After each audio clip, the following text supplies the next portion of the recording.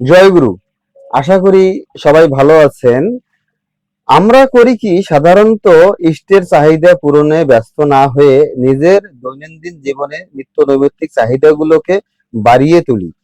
তো অনেকেই তো আবার আমাদের মাঝে এমনও আছে যারা মন্দিরে গিয়েও এসি খুঁজি।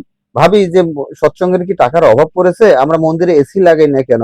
তো তাদের জন্য একটা কথা বলি ভাই, পূজনীয় বিঙ্গিদা 2024 সালে যখন আমাদের রংপুরের উত্তরবঙ্গ সফরে আসলেন, তখন তিনি দুইটি ঘটনা বলেছিলেন।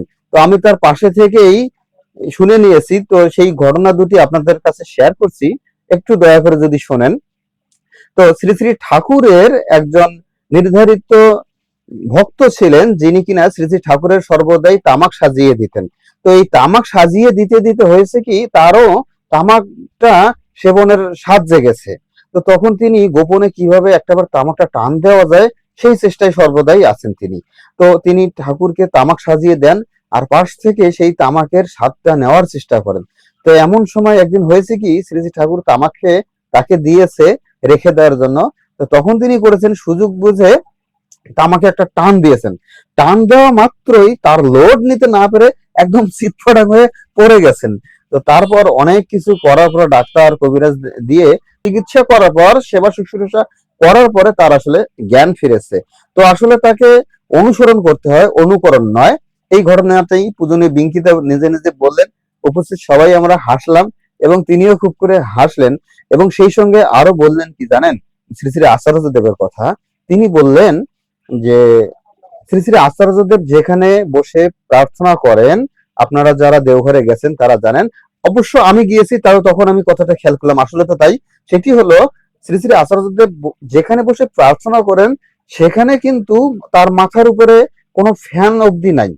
এবং তিনি যে জায়গাটাতে বসে প্রার্থনা করেন তার বাইরে যদি বৃষ্টি আসে প্রার্থনারত অবস্থায়, সেই বৃষ্টির ছিটা ফোঁটা লেগে তার ধুতি কিন্তু কাদা কাদা হয়ে যায়। এটিও তিনি বললেন।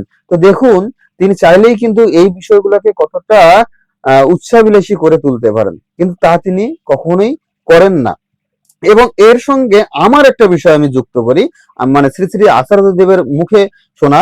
আমি 2023 সালে কি 24 সালে দেওঘরে যখন গিয়েছি, আচার্য দেবের পায়ের কাছে বসে আছি, মানে এতটাই কাছে বসে আছি, তাকে আমি এতটা কাছ থেকে দর্শন করার চেষ্টা করি, মানে যেন আমি হাতটা বাড়িয়ে দিলে তার গায়ে গিয়ে সোজা লাগবে। তো যাই হোক, সেখানে আমি বসে আছি। তিনি একদিন কথায় কথায় বললেন কি, যে আমার প্রয়োজনীয় যত কিছু জিনিসপত্র আছে বাবা দেহ রাখার পরে আমি সবাইকে সবকিছু দিয়ে দিয়েছি। আমার একটা অতিরিক্ত ছাতা ছিল, সেটাও আমি অন্য কাউকে দিয়ে দিয়েছি। এমন ঘড়ি ছিল, সেটাও আমি অন্য কাউকে দিয়ে দিয়েছি। আমার অত প্রয়োজনীয় জিনিস নেই। আমি সন্ন্যাসীদেরকে দেখতাম সারাদিন তারা এক কাপড়েই ঘুরে বেড়াতো, তো আমি বন্ধনে আবদ্ধ হব নিজের প্রয়োজন বাড়িয়ে? এভাবে শ্রী শ্রী আচার্যদেব বললেন। তো যদিও বাড়ি ফিরে আমিও চেষ্টা করেছিলাম যে দেখি দুই তিনটা প্যান্ট দিয়ে বা দুই তিনটা শার্ট দিয়ে চালানো যায় কিনা। তো যাই হোক, তার মতো সেটা সম্ভব হয়নি আসলে। প্রয়োজন অনুসারে অনেকগুলো বাড়াতে হয়েছে, সেটা সম্ভব হয়নি। তো তাদের উদ্দেশ্যে বলছি, তাদেরই উদ্দেশ্যে আজকের এই ভিডিওটা, যারা মন্দিরে গিয়ে এসি খোঁজেন। আসলে আমরা অনেকেই শ্রী শ্রী আচার্যদেবের সামনে দেখেছি আমি অনেককেই, যারা সানগ্লাস মাথায় দিয়ে চোখে দিয়ে আচার্য দর্শন করতে যান।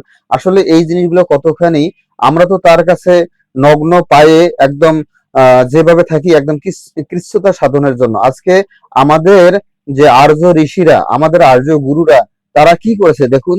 তারা কঠোর সাধনা করেছে। কেউ হয়তো পাহাড়ের চূড়ায় বা সেই বরফে আচ্ছাদিত অবস্থায় তারা বসে বসে সাধনা করেছেন। তো আসলে আমরা কেউ কিন্তু মানে উচ্চাভিলাষিতার জন্য লাক্সারিয়াস ভাবে প্রিয় পরমের সেবায় রত হতে চাই না। হয়তোবা আছে সেই ধরনের ব্যবস্থা অনেকেরই আছে, কিন্তু আমরা কি চাই? আমরা চাই তার চরণ। আমরা চাই শুধুমাত্র তার চরণ। তো এখানে আমাদের সেই উচ্চাভিলাষিতা থাকবে কেন ভাই? তো যা হোক, আমরা যারা প্রিয় পরমের সন্তান আছি, তো এই কথাগুলোর, এই ইনফরমেশন গুলোর মোরাল অফ দ্য স্টোরি কি, সেটা আমরা অবশ্যই অনেকেই বুঝতে পেরেছি। তো যা হোক, মানে অফিসে বসে আছি, পূজনীয় বিঙ্কিদা এবং দেওঘরে যে গিয়েছিলাম শ্রী শ্রী আচার্যদেবকে দর্শন করেছি, আজ অনেকদিন হলো দর্শন করা হয় না। তো সেই কথাগুলো খুব করে মনে পড়ছিল, সেই কারণেই আমি আজকে এই ভিডিওটা শেয়ার করলাম এবং ভাবলাম যে আমার ইষ্ট ভ্রাতা যারা আছেন, আমার প্রাণের গুরু ভাই, তাদের সঙ্গে এই কথাগুলো শেয়ার করি।